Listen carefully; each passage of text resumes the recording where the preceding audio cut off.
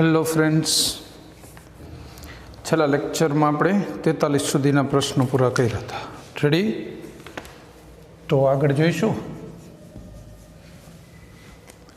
44 sewage એટલે S, પછી ડિસ્ટિલરી effluent એટલે કચરો, ડિસ્ટિલરી કચરો એટલે ડી. એસ ઈ નહીં હો, એસનો ડી કરી નાખજો. ડિસ્ટિલરી એફ્લુઅન્ટ એટલે ડી હોવું જોઈએ ને. પછી પેપર મિલ એફ્લુઅન્ટ એટલે પેપર મિલનો વેસ્ટેજ એમ પીઈ. પછી સુગર મિલ માટે એસી. આને બધાને બાયોકેમિકલ ઓક્સિજન ડિમાન્ડના ચડતા ક્રમમાં ગોઠવીએ બધાને. પણ એના માટે શું જોઈશે? દરેકની આશરે બીઓડીની જે કિંમત હોય છે સામાન્ય રીતે એ આપીએ. સૌથી પહેલું સુએજનું એસ, એના માટે કેટલી છે? 300 થી 400 મિલીગ્રામ પર લીટર. પછી ડિસ્ટિલરી એફ્લુઅન્ટ ડીઈ, એના માટે થાય છે 3400 મિલીગ્રામ પર લીટર. પછી પીઈ 30 મિલીગ્રામ પર લીટર. અને છેલ્લું એસઈ સુગર મિલનો એફ્લુઅન્ટ. એમાં તો બહુ વેરાયટી હોય, 2000થી માંડીને 3500 મિલીગ્રામ પર લીટર હોય. જો હવે મુશ્કેલી થોડીક દેખાય તમને, કઈ તો કે આ બેમાં 3500 તો 3400થી વધુ કહેવાય, આ હાઈએસ્ટ ગણાય. પણ એવું નથી, અહીંયા રેન્જ આપી છે. જો આવું જ્યારે હોય તો આપણે શું કરવું જોઈએ? એની એવરેજ વેલ્યુ વિચારાય કે આ રેન્જ આપી છે તો એવરેજ 2800 જેવી ગણાય. આની એવરેજ કંઈ 3400 ના બેસે, 3400થી વધુ ના થાય, ડીથી વધુ, એટલે એનાથી ઓછું ગણાય 2800 જેવું. તો સૌથી હાઈએસ્ટ બીઓડી છે અહીંયા, આ બીઓડી છે. આ બધી કિંમતો શેની છે? બીઓડી. તો હાઈએસ્ટ બીઓડી કોનામાં છે? ડીઈમાં. બીજા નંબરે એસી, ત્રીજા નંબરે એસ અને ચોથા નંબરે પીઈ. આ બીઓડીની કિંમતો. બરાબર છે? હવે એ કિંમતને મગજમાં રાખીને પછી બાકીનું વિચારો એટલે થઈ જાય, નો પ્રોબ્લેમ. હાઈએસ્ટમાં હાઈએસ્ટ ડી હોય એવા ઓપ્શન કેટલા છે? જો 3, એ, બી અને સી. ડી ઓપ્શન ઉડી ગયો. હાલો, પછી ડી પછી કોનો વારો આવે? બીજા નંબરે એસી. બીજા નંબરે એસી હોય એવા ઓપ્શન કેટલા છે? સી એક જ. પછી એસ અને સૌથી ઓછું પીઈ. એટલે આપણો રિયલ જવાબ સી. પહેલાં ડી નીકળ્યું ને પછી ડાયરેક્ટ સી મળી જ ગયું. બરાબર છે? ત્યાર પછી નેક્સ્ટ પ્રશ્ન 45. ખાલી જગ્યાના કારણે યુટ્રોફિકેશન થાય છે. ખાલી જગ્યાના કારણે યુટ્રોફિકેશન એટલે શું? આગળ આવી ગયું, ઘણી બધી વાર વાત કરી. એક પ્રકારની જાતિ કે પ્રજાતિઓનો વિકાસ થઈ જાય, અન્ય જાતિઓના સજીવોની સંખ્યા ઘટી જાય. વનસ્પતિ બહુ વધી ગઈ હોય, માછલીઓ ઘટી જાય તો યુટ્રોફિકેશન છે. માછલીઓ બહુ વધી જાય, વનસ્પતિ ઘટી જાય તો પણ યુટ્રોફિકેશન છે. મોટા ભાગે તો શું હોય છે? ખેતરોમાં નાઇટ્રોજન અને ફોસ્ફરસ વાળા ખાતરો ખૂબ વપરાય. કારણ કે કોઈ પણ વનસ્પતિની મુખ્ય જરૂરિયાત એન, પી અને કે, નાઇટ્રોજન, ફોસ્ફરસ અને પોટાશ છે. બરાબર? પોટાશ તો રાખમાંથી અને જમીનમાંથી પૂરતો મળી રહે છે, બહુ વાંધો આવતો નથી, એની એટલી બધી જરૂરિયાત નથી હોતી. પણ નાઇટ્રોજન, ફોસ્ફરસ ખાસ બહારથી આપવામાં આવે છે. હવે નાઇટ્રોજન, ફોસ્ફરસ ખાતરના રૂપમાં આપે, વરસાદ વરસે તો એ ખાતર ઓગળી અને તળાવમાં એકઠું થાય, તો તળાવમાં નાઇટ્રોજન અને ફોસ્ફરસ વધ્યા, જે વનસ્પતિનો મુખ્ય ખોરાક છે. એટલે તળાવની અંદર વનસ્પતિ સૃષ્ટિ વધી જાય અને પ્રાણી સૃષ્ટિ ઘટી જાય. તો આ યુટ્રોફિકેશન છે. તો એ કોના કારણે થાય? જો એસિડ વર્ષા, નાઇટ્રેટ્સ અને ફોસ્ફેટ, સલ્ફેટ અને કાર્બોનેટ, CO2 અને CO કોના કારણે થાય છે? બીજું, નાઇટ્રેટ્સ અને ફોસ્ફેટના કારણે થાય. નાઇટ્રેટ્સ અને ફોસ્ફેટના કારણે થાય. આપણો જવાબ રહેશે બી, સેકન્ડ. રેડી? પછી 46. ખાલી જગ્યામાં યુટ્રોફિકેશન જોવા મળે છે. જવાબ બહુ ઇઝી છે. ક્ષારીય જમીન, રણ, તળાવ અને ખેતર. તળાવ, કારણ કે ખાતર છે એ પાણીમાં ઓગળીને તળાવમાં ભેગું થશે, પોન્ડ્સ નાના કે લેક એની અંદર એકઠું થશે, ત્યાં જ આ યુટ્રોફિકેશન થાય. પછી 47 પીવાના પાણીને ખાલી જગ્યા પીવાના પાણીને જંતુરહિત કરવા માટે ઉપયોગી નથી. જો પાણી પીવાનું છે એમાં ક્લોરીન વાયુ ચાલે, ઓઝોન વાયુ ચાલે, ક્લોરેમાઇનની ટીકડીઓ આવે એ ચાલે, ક્લોરેમાઇન, પણ ફિનાઇલ ન ચાલે. ફિનાઇલ કેન્સરજનક પદાર્થ છે, જંતુનાશક છે ફિનાઇલ. ભાઈ હોસ્પિટલમાં પોતા કરવા હોય તો પાણીમાં ફિનાઇલ નાખી છે, વ્હાઇટ કલર, યાદ છે, જોયું છે ક્યાંય? એ નાખી અને પછી પોતા કરે છે, જંતુઓ મરી જાય. જંતુનાશક છે પણ પછી એ પાણી પી ન શકાય, કાર્સિનોજેનિક છે, કેન્સર ઉત્પન્ન કરે એવું. એટલે ફિનાઇલનો ઉપયોગ પીવાના પાણીને જંતુમુક્ત કરવા માટે ન કરાય. પાણીને જંતુમુક્ત કરવા માટે, કોઈ સપાટીને જંતુમુક્ત કરવા માટે ફિનાઇલ ચાલે, પીવાના પાણીમાં ન ચાલે. ચલો પછી નેક્સ્ટ 48 હવાની ગુણવત્તાના સૂચક તરીકે કોણ વર્તે? હવાની ગુણવત્તા દર્શાવે એવું કયું છે? લાઇકેન, મોસ, લીલ અને એક પણ નહીં. લાઇકેન. હવાની ગુણવત્તા લાઇકેન બહુ જ સારી રીતે દર્શાવે. કેવી રીતે? લાઇકેનના પાંદ ઉપર સફેદ લીટા થઈ જાય હવામાં જેવો SOx વધે તો હવામાં રહેલા SOxને ખાસ ડિટેક્ટ કરે છે. એનો સારો ઉપયોગ છે. કોનો કહી છીએ? લાઇકેનનો. આલ્ગી કે મોસને કે એને કંઈ ફરક ના પડે. ચાલો પછી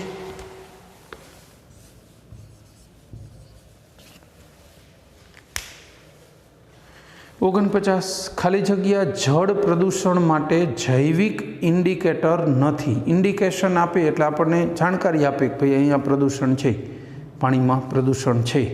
સ્લજ વર્મ, બ્લડ વર્મ, પરવાળા અને સીવેજ ફૂગ, આ સજીવોનું ઉત્પન્ન થવું, એની વસ્તી વધવી એ આપણને પ્રદૂષણનું સૂચક હોઈ શકે છે. પણ એમાં પરવાળા છે ને એને પ્રદૂષણ હારે કોઈ સંબંધ નથી. પરવાળા સામાન્ય રીતે જે પાણીમાં કેલ્શિયમ કાર્બોનેટ હોય ને ત્યાં જ થાય. એ કેલ્શિયમ કાર્બોનેટ શોષે પરવાળું જે નાનું સજીવ છે એ, અને પોતાના બોડીમાં એનું ટૂંકમાં પાચન ક્રિયા જ એમાંથી થાય છે. CaCO3 ઉર્જા એમાંથી મેળવે છે અને પોતે એની અંદર પાછું શરીરની અંદર CaCO3 જામી જાય એટલે એ સ્થાયી થઈ ગયું. પછી એ પરવાળું ક્યાંય મૂવ કરી શકે નહીં અને ત્યાં ડેડ થઈ જાય. કહેવાનો મતલબ જેનો ખોરાક છે ને એ જ વસ્તુ એને ચોંટાડી રાખે છે અને અલ્ટિમેટલી ડેથ સુધી લઈ જાય છે. ખેર, પણ પરવાળાને કોઈ પ્રદૂષણ હારે કંઈ લેવા દેવા નથી, કારણ કે એનું આયુષ્ય એવડું મોટું નથી. આપણો જવાબ રહેશે સી, પરવાળા. સ્ટોન ફાઇલ્સ કહેવાય. 50 પાણીમાં કાર્બનિક દ્રવ્યો ઉમેરતા શું થાય? પાણીની અંદર તમે કચરો નાખો, કાર્બનિક કચરો હોય, નેચરલી એનું વિઘટન કરવા માટે બેક્ટેરિયા થાય. એ બેક્ટેરિયા પાણીમાં ઓગળેલો ઓક્સિજન વાપરે અને આ કાર્બનિક કચરાનું ઓક્સિડેશન કરે. પણ એની અંદર ઓક્સિજન તો વપરાણો નહીં, એટલે BOD અને COD બંને વધી જાય. બાયોકેમિકલ ઓક્સિજન ડિમાન્ડ અને કેમિકલ ઓક્સિજન ડિમાન્ડ બે વધી જાય. તો હવે ઓપ્શન વિચારો. CODમાં ફેરફાર થતો નથી, ખોટી વાત. BODમાં ફેરફાર નથી થતો, ખોટી વાત. BOD વધે છે, હા વધે, સાચી વાત. હજી આગળ તોય જોઈ લ્યો, BOD ઘટે છે. જવાબ કન્ફર્મ થઈ ગયો, સી, BOD વધે છે. કાર્બનિક કચરો ઠાલવો એટલે BOD વધે. ચાલો પછી 51 ભૂગર્ભીય જળ એટલે જે જમીનની નીચે જળ છે એ ભૂગર્ભ જથ્થો ખાલી જગ્યા દ્વારા પ્રદૂષિત થયેલું હોવાના કારણે બ્લેક ફૂટ ડિસીઝ થાય. આર્સેનિક. જવાબ છે આર્સેનિક.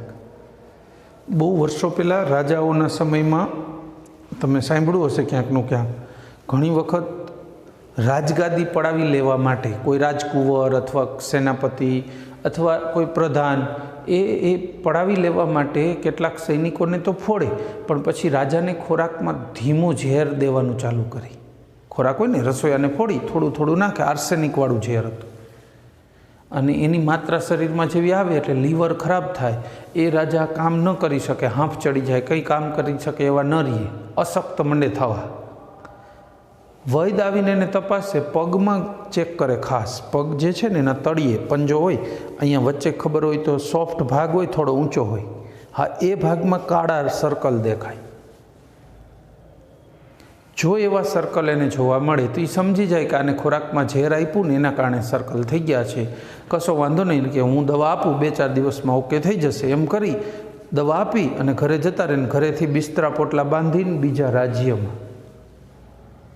એનું કારણ છે જેને પણ રાજ પડાવવા માટે આ પ્રવૃત્તિ કરી છે એ સ્ટ્રોંગ પાવરફુલ માણસ છે.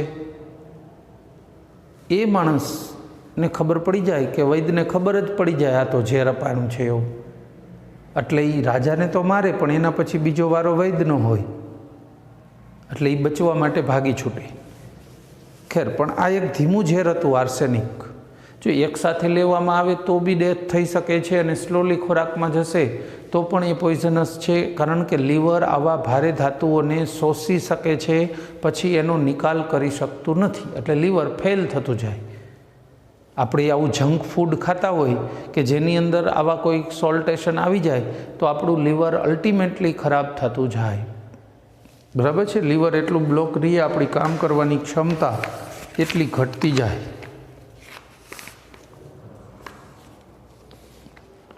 એટલે જવાબ રહેશે સી, આર્સેનિક. પછી છેલ્લું સેક્શન, બરાબર ને, ક્રિટિકલ. પહેલો પ્રશ્ન, પ્રદૂષણને લગતું કયું વિધાન સાચું છે? DDT જૈવ અવિઘટનીય પ્રદૂષક છે, એટલે સાચું જ છે, વિધાનમાં કંઈ ફોલ્ટ લાગતો નથી, એટલે જવાબ એ હોઈ શકે. પણ તોય જોવાનું આગળ, કારણ કે બીજું સાચું હોય ને સીમાં આપ્યું હોય એ ને બી બને, તો એ લેવું પડે ને સી ઓપ્શન એમ. એટલે આવા સમયે જવાબ મળી ગયો છે એનો અર્થ એવો નથી કે સીધો એ ટીક કરી દો, પહેલાં બીજા ઓપ્શન જોઈ કાઢો. પીવાના પાણીમાં વધુ પ્રમાણમાં ફ્લોરાઇડની હાજરીના કારણે ઓસ્ટોપોરોસિસ નામનો રોગ થાય, જેમાં હાડકાં ઘસાય ન થાય, ફ્લોરોસિસ થાય, જેમાં હાડકાં છિદ્રાળુ બને. ઘસાય એમ નથી બોલતો, છિદ્રાળુ થાય. બેમાં ફરક છે, ઓસ્ટિયોપોરોસિસ અને ફ્લોરોસિસ. ઓસ્ટિયોપોરોસિસ ઉંમરના કારણે, મોટી ઉંમરના થતું ઢાંકણી ઘસાઈ જાય ને ખૂટી ઘસાઈ જાય ને એવું થાય છે ને, એ ઓસ્ટિયોપોરોસિસ છે. ચલો, પછી સી ઓપ્શન શું છે? પીવાના પાણીમાં વધુ પ્રમાણમાં કેડમિયમની હાજરીના કારણે બ્લેકફૂટ, અરે આર્સેનિક હમણાં તો કીધું, કેડમિયમના કારણે બ્લેકફૂટ ડિસીઝ ન થાય, આર્સેનિકના કારણે થાય. પાણીમાં મિથાઇલ મર્ક્યુરીના હાજરીના કારણે ઇટાઈ રોગ, નહીં, મિથાઇલ મર્ક્યુરીના કારણે ઈરાકમાં 1972માં હજારો માણસો મરી ગયા, ખેતરમાં જંતુનાશક તરીકે છંટાતું હતું. અને જો આને મિનિમાતા 2 રોગનું કેવું હોય તો મર્ક્યુરીવાળી માછલી. મિથાઇલ મર્ક્યુરી તો ખેતરમાં વપરાતું જંતુનાશક છે. ખેર, પણ આનો જવાબ રહેશે એ પરફેક્ટ સાચું છે, અને બાકીના બધામાં કંઈક ના કંઈક ખોટું મૂકેલું છે. બરાબર.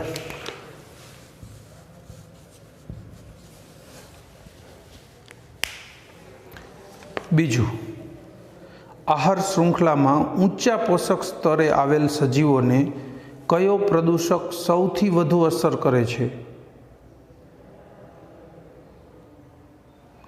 સુએજ અને વનસ્પતિ ખાતરો, ડિટર્જન્ટ, ભારે ધાતુવાળા મર્ક્યુરિક ક્ષારો અને જૈવ વિઘટનીય ફિનોલિક રસાયણો, ઝેરી સાયનાઇડ.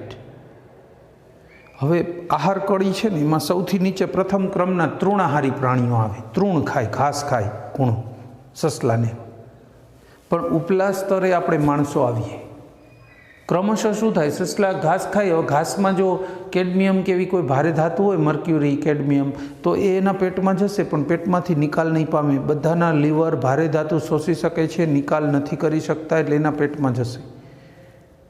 શિયાળી સસલાને ખાતું હોય તો એના પેટમાં આવા નંબર ઓફ સસલા વધુ હોવાથી ઝેરની માત્રા વધી જશે પાછી. હવે આ જ વસ્તુ ક્રમબદ્ધ રીતે માણસ સુધી પહોંચે ત્યાં સુધીમાં તો ખૂબ ઝેર વધી ગયું હોય, એને બાયોમેગ્નિફિકેશન કહેવાય, અથવા તો જૈવિક વિશાલન. બરાબર.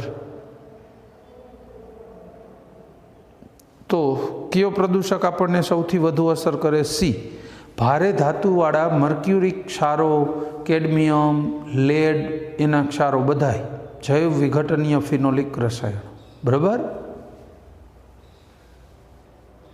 ફિનોલિક રસાયણો હોય, સજીવો દ્વારા ભલે વિઘટન થતા હોય, પણ છતાં એ રસાયણો શરીરની અંદર સહેલાઈથી વિઘટિત નથી ને કેન્સરજનક છે માટે. એટલે સી જવાબ બરાબર છે, પરફેક્ટલી.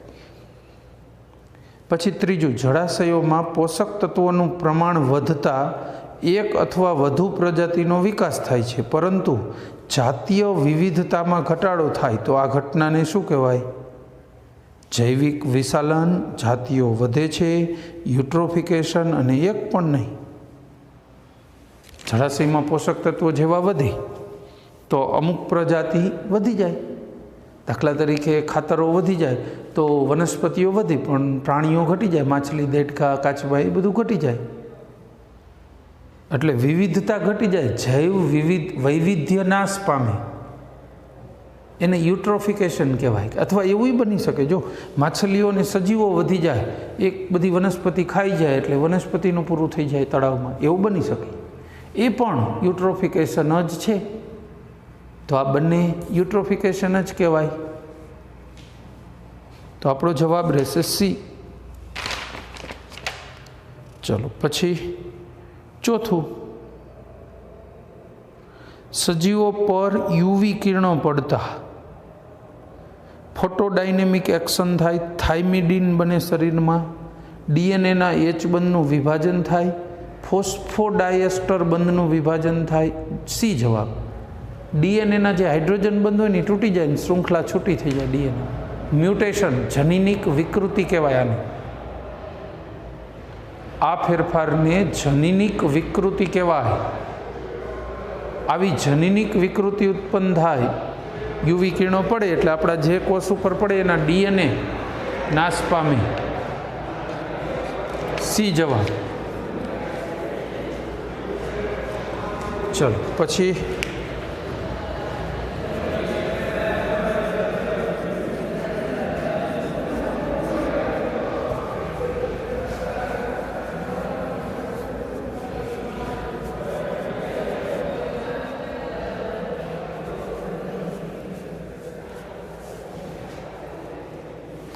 આગળ વાત કરીશું. પાંચમો પ્રશ્ન. બરાબર. કોલમ 1માં ગ્રીન હાઉસ વાયુઓ આપેલા છે અને કોલમ 2માં ઉત્પાદક સ્ત્રોત આપ્યો છે. એની જોડી બનાવો. પરફેક્ટ જોડી બનાવવાની છે. ચલો, નાઇટ્રસ ઓક્સાઇડ કાર્બનમાંથી નીકળતો દ્વિતીયક પ્રદૂષક ન કહેવાય. લાકડું, ખનિજ તેલ વગેરેના દહનના કારણે ઉત્પન્ન થાય, ન થાય CO2 થાય દહનમાં તો, અથવા CO કહેવું જોઈએ. ડીનાઇટ્રિફિકેશન, યસ. સામે જો બી, સી, ડી અને ઈમાં એકઈને ડીનાઇટ્રિફિકેશન લાગે જ નહીં. જમીનમાં જે નાઇટ્રોજનનું સ્થાયીકરણ થયું હોય એના ઉપર તડકો પડે, યુવી કિરણો પડે, એટલે ઈ નાઇટ્રોજન પાછો હવામાં ઉડી જાય. આને ડીનાઇટ્રિફિકેશન કહેવાય. નાઇટ્રોજનનું પ્રમાણ ઘટી રહ્યું હોય પણ ઈ નાઇટ્રોજન NOx રૂપે હવામાં ઉડે ને, નાઇટ્રસ ઓક્સાઇડ સ્વરૂપે એમ.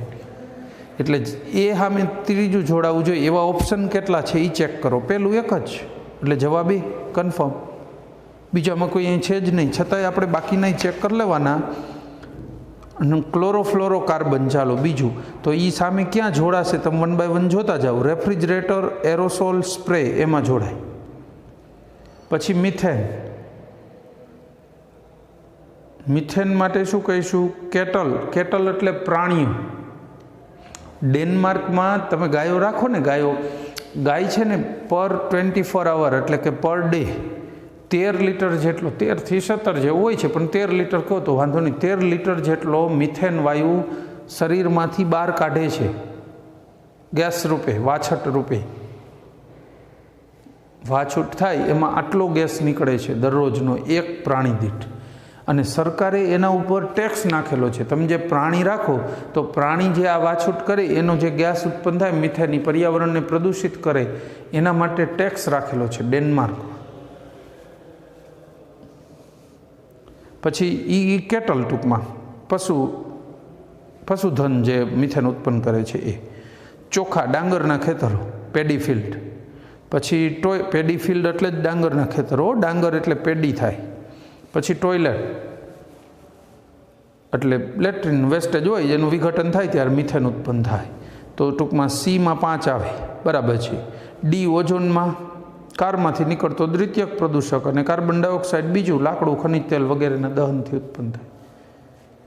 તો આ રીતે કોલમ 1 અને 2 બરાબર સેટ થાય છે. 5મો પ્રશ્ન. ઓલ રાઈટ, આગળ વાત કરીશું. 6થો પ્રશ્ન. પૃથ્વીના વાતાવરણમાં O3ની હાજરી સમજો પ્રકાશ સંશ્લેષણના દરને અવરોધે છે. પૃથ્વીના વાતાવરણમાં પારજાંબલી કિરણોની માત્રા વધારે અને પૃથ્વીના વાતાવરણમાં O3ની હાજરી ના લીધે એમ મચાય આખું વૈશ્વિક સરેરાશ તાપમાન વધે ખરું. ફાયદાકારક છે જે જેટ પ્લેનમાં મુસાફરી કરતા યાત્રીઓને ઓક્સિજન પૂરો પાડે. એ તો સાવ ખોટી વાત છે. બી સૌથી સચોટ જવાબ છે. શું કામ? યુવી કિરણો જ્યારે 22 કિલોમીટરની રેન્જમાં હતા, પૃથ્વીના ગોળાથી 22 કિલોમીટરે, ત્યાં યુવી કિરણો શોષી લેતા હતા, એટલે યુવી કિરણો નીચે નહોતા આવતા. પણ જો ઓઝોન જ નીચેલા સ્તરમાં હોય, પૃથ્વીના વાતાવરણમાં હોય, તો એ તો યુવી કિરણોને શોષે. તો પૃથ્વીના વાતાવરણમાં યુવી કિરણોની માત્રા વધતી જાય. નીચે ઓઝોન સારો નહીં, ઓઝોનના અણુ ઉપર જ સારા, એટલે યુવીની માત્રા વધતી જાય. માત્રા જ નહીં, તમને કહું એક એમાં બીજો પ્રોબ્લેમ છે. ઉપર ઓઝોન બન્યો તો કઈ રીતે એ વિચારો. તો O2 ઉપર યુવી કિરણો પડ્યા એટલે O3 બન્યો તો O2માંથી. આજ નીચે યુવીની માત્રા વધે એટલે શું થાય? પાછું O2માંથી હજી O3 બને. O2નું લેવલ ઘટે અને પાછું વધુને વધુ નુકસાનકારક O3 બનતો જાય. O3 ઓઝોન વાયુ બહુ જ સરસ ફાયદાકારક છે, પણ ક્યારે? 22 કિલોમીટરે ત્યાં હોય તો. જો નીચલા વાતાવરણમાં હોય તો એ પ્રદૂષક છે, સારું નથી, ફાયદાકારક નથી. બરાબર છે. એટલે આપણો જવાબ શું રહેશે? બી, બીજો. ચાલો પછી, સજીવ કોષનો કયો ઘટક SO2 પ્રદૂષકને લીધે અસર પામે? SO2ની અસર સજીવ કોષની અંદર કયાને થાય? કોષ કેન્દ્રને થાય, કોષ રસ પટલ, કોષ દિવાલ અને પ્લાઝ્મોડેસ્માટા. કોને અસર થાય? કોષ રસ પટલ. કારણ કે પ્રાણી કોષમાં કોષ રસ પટલ હોય ને, એવું હોય ને. વનસ્પતિમાં કોષ દિવાલ. ખૈર, આ પટલને અસર કરે ને વનસ્પતિમાં તો ક્લોરોફિલનો નાશ કરે છે.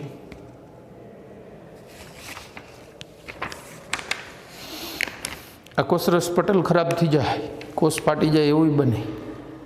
પછી 8મું. કેટલાક ઔદ્યોગિક રીતે વિકસિત શહેરોમાં એસિડ વર્ષાનું કારણ વાતાવરણીય પ્રદૂષણ છે. કારણ કે પહેલું, વાતાવરણમાં લાકડા, ચારકોલ જેવા બળતણના દહન, ચારકોલ એટલે કોલસો, જેવા બળતણના દહનના કારણે, વનોના નાશના કારણે અને પ્રાણીઓની વસ્તી વધારાના કારણે વાતાવરણમાં જે CO2નું પ્રમાણ મુક્ત થાય છે એ નહીં. CO2 કોઈ દિવસ એસિડ વર્ષાનું કારણ હોઈ શકે નહીં. CO2 પાણીમાં ઓગળે ને તો પણ એ પાણીની pH વધીને 5.6 સુધી લઈ જઈ શકે ડાઉન એસિડિક તરફ. પણ 5.6 pH વાળું પાણી પણ એસિડ વર્ષા ગણાતું નથી. એસિડ વર્ષા ગણાવવા માટે એની pH હજી ઘટવી જોઈએ, જે CO2થી શક્ય નથી. એટલે એ તો લાગુ પડે જ નહીં. બી, ખનિજ તેલના દહનના કારણે વધુ પ્રમાણમાં NO2 અને SO2 વાતાવરણમાં મુક્ત થાય. આ હોઈ શકે. કારણ કે NO2 અને SO2 જ એવા છે કે જે વાતાવરણમાં હોય અને વરસાદ વરસે તો એમાં ઓગળે. હવે NO2 ઓગળે એટલે HNO2 બને, નાઇટ્રસ એસિડ. NO2 હોય તો HNO3 nitric acid, nitrous acid. SO2 હોય તો સલ્ફ્યુરિક એસિડ, સલ્ફ્યુરસ એસિડ.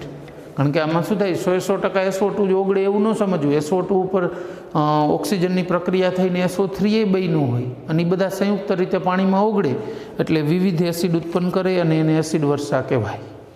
એટલે બી જવાબ એકદમ સચોટ છે. છતાંય ઓપ્શન બાકીના જોવા ખરા. ઔદ્યોગિક વનસ્પતિઓ કોલગેસ દ્વારા વધુ પ્રમાણમાં એમોનિયા મુક્ત કરે છે. જો એમોનિયા મુક્ત થતો હોત ને તો એસિડ વર્ષા ન હોત, બેઝ વર્ષા હોત. એમોનિયા તો બેઝિક છે. એ ઓપ્શનનો સવાલ નથી. D option. ઓક્સિજનની ઓછી હાજરીના કારણે કોક, ચારકોલ અને બીજા કાર્બનયુક્ત સંયોજનોના દહનથી વધુ પ્રમાણમાં CO વાતાવરણમાં મુક્ત થાય. CO તટસ્થ વાયુ છે, એને એસિડ વર્ષા સાથે કોઈ સંબંધ નથી, એટલે બી જવાબ બરાબર છે. ચલો, પૂરી વાત થઈ એની. પછી 9, મિનીમાતા રોગ એ પ્રદૂષણ સાથે સંબંધિત રોગ છે જેનું કારણ સમુદ્રમાં તેલનું ગાળણ, વાતાવરણમાં આર્સેનિકના પ્રમાણમાં થતો વધારો, મર્ક્યુરી ધરાવતા ઔદ્યોગિક કચરાનો પાણીમાં નિકાલ અને માણસ દ્વારા કાર્બનિક કચરાનો પાણીમાં નિકાલ. આપણો જવાબ રહેશે સી. મર્ક્યુરી ધરાવતો જે કચરો નાખ્યો હતો ને પાણીમાં મિનીમાતા 2 એમાં, જો આ જાપાનીઝ લોકો દેશપ્રેમી ખરા, હડતાલ પાડી, બસના ડ્રાઈવરો હડતાલ પાડી તો બસ ચલાવી પણ ટિકિટ ન લે કોઈ પણ માણસો પાસે, હડતાલ છે. ફેક્ટરીમાં હડતાલ પાડી મજૂરો તો કામ પુષ્કળ કરે, પ્રોડક્શન ખૂબ વધારે કાઢી દે, એને હડતાલ ગણી. ગામડા પણ બહુ દેશપ્રેમી ખૂબ, પણ પર્યાવરણ પ્રેમી ન કહેવાય, નહીંતર આવો રોગ ત્યાં ન થાય. પર્યાવરણ પ્રેમી નથી એટલે એ લોકોએ મર્ક્યુરીવાળી વેસ્ટેજ બધું ઠાયલું ખાડીમાં, દરિયાની, બે ઓફ મિનીમાતા, અને એના કારણે માછલીઓના પેટમાં મર્ક્યુરી ગયો, એનું તરવાનું ઓછું થયું એટલે સહેલાઈથી ઝાડમાં ફસાઈ ગઈ. એ માછલીઓ જેને ખાધી એને અસરો થઈ. ખેર, આપણો જવાબ શું રહેશે? સી. પછી 10, વાયુ પ્રદૂષણના કારણે પ્રકાશ રાસાયણિક ઓક્સિડન્ટનું નિર્માણ થાય છે, જેમાં કોનો સમાવેશ થાય? પેલું છે કાર્બન મોનોક્સાઇડ, મોનોનોક્સાઇડ નહીં, ન કાઢી નાખજો, મોનોક્સાઇડ. અને સલ્ફર ડાયોક્સાઇડ નહીં, કાર્બન મોનોક્સાઇડનો એમાં આ કોઈ રોલ નથી, સલ્ફર ડાયોક્સાઇડનો ન હોય. પછી નાઇટ્રસ ઓક્સાઇડ, નાઇટ્રિક એસિડની બાષ્પ અને નાઇટ્રિક ઓક્સાઇડ નહીં, નાઇટ્રિક એસિડની બાષ્પને એવું ના આવે. પછી સી, ઓઝોન, પરોક્સી એસિટાઇલ નાઇટ્રેટ અને આલ્ડીહાઇડ. યસ, કારણ કે એમાં એક્રોલિન હોય, એ આલ્ડીહાઇડ છે. એક્રોલિન છે ને એ સામાન્ય રીતે આવું બંધારણ ધરાવતું હોય, CH3CH ડબલ બોન્ડ CHCHO. આ એક્રોલિન કહેવાય. કદાચ અહીંયાથી આટલું હોય ને, CH2 ડબલ બોન્ડ CHCHO, તો એક્રોલિન. ડબલ બંધ અને CHO એકાંતરે હોય ને એને એક્રોલિન કહેવાય. પછી આગળ ચેઇન લાંબી હોઈ શકે કે ન પણ હોઈ શકે. આ બે એક્રોલિન જ છે. એક્રોલિન કોઈ પર્ટિક્યુલર સંયોજન કરતાં એ શ્રેણી છે આવી, અને એક્રોલિન કહેવાય. આલ્કેન કયો તો કેમ મિથેન, ઇથેન, પ્રોપેન એ બધા એમાં સમાવેશ થઈ જાય, એમાં એક્રોલિન શ્રેણી છે, એક્રોલિન સભ્યો. એટલે એ આલ્ડીહાઇડ કહેવાય ટૂંકમાં. CHO હોય ને એ આલ્ડીહાઇડ છે. તો આપણો જવાબ રહેશે સી. છતાંય પાછલું જોઈ લો, ઓક્સિજન ના હોય એમાં, ક્લોરિન ને નાઇટ્રિક એસિડની બાષ્પ એમાં નથી. સી જવાબ બરાબર. પછી 11મો પ્રશ્ન, જાપાનમાં નીચે પૈકી કયું પ્રાણી મિનીમાતા 2 રોગથી એકદમ આરક્ષિત હતું, કોઈ પ્રોબ્લેમ નહોતો થયો? મિનીમાતા 2 રોગ કોના કારણે થયો હતો? મર્ક્યુરીવાળી માછલીઓ ખાવાથી ને. જે માછલીઓ ખાય એ બધાને રોગ થાય. માણસો માછલીઓ ખાધી માણસોએ, પણ માછલીઓની ફીન હોય, કાંટા હોય, એ બધું છોલી નાખે, સ્કીન હોય એ કાઢીને પછી ખાય ને, તો એ કાઢે એ બહાર ફેંકશે તો ભૂન, કૂતરા, બિલાડા એ બધું એ ખાવાના જ છે, એ તો માંસાહારી છે. પણ સસલું સંપૂર્ણ શાકાહારી હોય, એ આવી વસ્તુ ના ખાય, તો નેચરલી એને અસર ન થાય આ રોગની. તો સસલાઓ સુરક્ષિત હતા. બી જવાબ. પછી 12મો પ્રશ્ન, વાહનોમાંથી ઉત્પન્ન થતો કાર્બન મોનોક્સાઇડ મનુષ્યમાં ઓક્સિજનના વહનને કઈ રીતે અવરોધે છે? ઓક્સિજનનું કાર્બન ડાયોક્સાઇડમાં રૂપાંતરણ કરીને, હિમોગ્લોબિનનો નાશ કરીને, હિમોગ્લોબિન સાથે સ્થાયી સંયોજન બનાવીને, ઓક્સિજનની હિમોગ્લોબિન સાથેની પ્રક્રિયા અવરોધીને. સી જવાબ. હિમોગ્લોબિન સાથે સ્થાયી સંયોજનો બનાવે એ જ મોટી મુશ્કેલી છે. બરાબર છે. કાર્બન મોનોક્સાઇડ હિમોગ્લોબિન સાથે જોડાઈને કાર્બોક્સી હિમોગ્લોબિન બનાવે, જે ઓક્સી હિમોગ્લોબિન કરતાં 300 ગણું થાય છે, એટલે પછી હિમોગ્લોબિનની O2CO2 વહનની ક્ષમતા ઘટી જાય. સી જવાબ. ચલો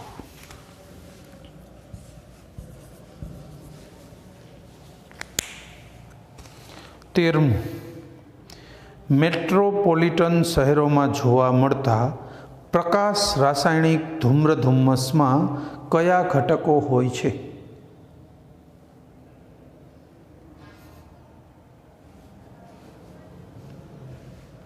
ઓઝોન, પરોક્સી એસિટાઇલ નાઇટ્રેટ અને NOx. પછી છે ધુમાડો, પરોક્સી એસિટાઇલ નાઇટ્રેટ અને SO2. હવે આ SO2 ને ધુમાડો છે ને, એ પ્રકાશ રાસાયણિક ધૂમ્રધુમ્મસના ઘટકો નથી, પારંપરિક ધૂમ્રધુમ્મસના ઘટકો છે, અથવા લંડન ધૂમ્રધુમ્મસના ઘટકો છે. એટલે એ તો આમાં ના જ આવે. બી વાળા, SO2 વાળા બધા કાઢી નાખો, SOx વાળા, તો જવાબ એક જ વધ્યો એ. બાકી તો બધામાં એને SO2 અથવા SOx લીધું છે. બરાબર છે? એટલે આપણો જવાબ રહેશે, શું થશે આમાં? આપણો જવાબ એ. 14. નીચે પૈકી કયું વિધાન સાચું નથી? ખોટું ગોતવાનું છે. જો સલ્ફર, નાઇટ્રોજન અને કાર્બનના ઓક્સાઇડ મુખ્ય વાયુ પ્રદૂષકો છે. સાચી વાત છે. આ બધા છે જ, આપણે ભણ્યા. પીવાના પાણીની pH 5.5 થી 9.5 વચ્ચે હોય. તટસ્થ 7.5 વચ્ચે છે, રાઈટ, તો વાંધો નથી. 2 માઇનસ ને 2 પ્લસ સુધી લઈ લીધી. કદાચ 8.5 સુધી જ લીધી હોત તો વધુ સારું હતું. 9.5 થોડીક વધુ છે, પણ છતાંય ચાલે. 2 પ્લસ 2 માઇનસ કર્યું તટસ્થથી. પછી 6 ppm થી ઓછી DO એટલે ડિઝોલ્વ ઓક્સિજન, ઓગળેલો ઓક્સિજનની માત્રા માછલીઓના ઉછેર માટે સારી છે. ખોટી વાત છે. આપણે ચોપડીમાં ભણ્યા 6 ppm થી ઘટે ને ઓક્સિજન લેવલ તો માછલીઓ મરવા માંડે, ઘટી જાય વસ્તી. શુદ્ધ પાણી માટે BODની કિંમત 5 ppm કરતાં ઓછી હોય. સાચી વાત છે. ખેર, તો આપણો જવાબ રહેશે સી. 6 ppm થી ઓછી સાંદ્રતા હોય ને DOની, માછલીઓના ઉછેર માટે સારી ગણાય. સી જવાબ. પછી 15. DDT ખાલી જગ્યા છે. ગ્રીન હાઉસ વાયુ, ખાતર, જૈવ વિઘટનીય પ્રદૂષક, જૈવ અવિઘટનીય પ્રદૂષક. જવાબ અમથોય મળી ગયો. DDT જૈવ અવિઘટનીય પ્રદૂષક, કારણ કે એનું વિઘટન સજીવો દ્વારા કુદરતી ક્રમમાં થતું નથી, બહુ મુશ્કેલ થાય છે. ચલો, આ સાથે આપણું ચેપ્ટરનું કામ પૂરું. જીનીટ 14મા ચેપ્ટરનું. બરાબર છે? હવે આપણે થોડું ચેપ્ટરો ઉપર પાછા જઈશું ને, વચ્ચે વચ્ચે જીનીટ લેતા જઈશું હવે, અને ચેપ્ટરો ઉપર ફોકસ વધારીશું. બરાબર છે? 11માં આપણે જીનીટ લઈ છીએ ખરા, બધાનું લેતા જ જઈશું, પણ જે ભાર છે એ ચેપ્ટરો ઉપર પણ રહેશે. બરાબર? કારણ કે તમારા હજુ કન્સેપ્ટ માટે ચેપ્ટરો આવશ્યક હોય છે. ચલો, થેન્ક યુ. જય હિન્દ.